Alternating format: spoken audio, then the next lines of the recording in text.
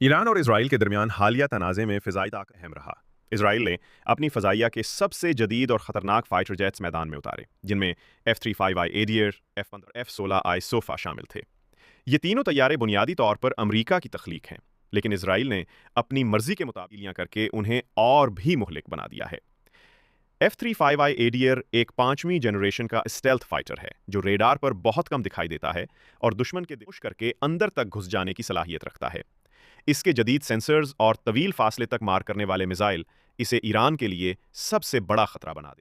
اس کے ساتھ F-15I رام، جو دراصل ایک طاقتور بمبار ہے، ایران کے اندر گہرائی میں جا کر سخت ترین اہداف کو تباہ کرنے کے لیے یہ طیارہ بھاری ہتھیار لے جانے کی صلاحیت رکھتا ہے اور ایٹمی ہتھیاروں تک کو لے جانے، جبکہ F-16I سوفا درمیانے فاصلے کے اہداف پر حملوں، دفاعی نظام کو دبانے اور فضائی سپورٹ دینے کے لیے استعمال ہوا۔ طیارے مل کر ایران کے خلاف ایک مربوط حکمت عملی کے تحت کام کرتے رہے اور انہوں نے ایران کی اور اہم تنصیبات کو نشانہ بنانے میں مرکزی کردار ادا کیا۔ دوسری طرف ایران کی فضائی طاقت محدود پر انحصار کرتی ہے۔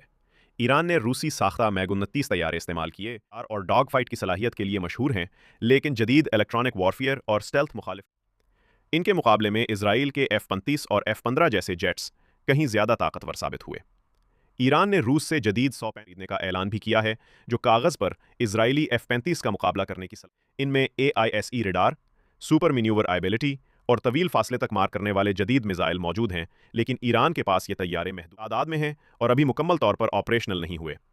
ایران کے پاس مقامی طور پر تیار کردہ HSA کوسار جیٹ بھی موجود ہیں، جو پرانے امریکی F-5 کی بنیاد پر بنائے گئے ہیں۔ یہ زیادہ تر تربیتی مقاصد کے لیے موزوں ہیں اور جدید فضائی لڑائی میں کوئی بڑا کردار ادا کرنے کے قابل نہیں۔ جہاں تک نتائج اور کامیابیوں کا تعلق ہے، ایران نے دعویٰ کیا کہ اس نے اسرائیل کے کچھ گرائے ہیں۔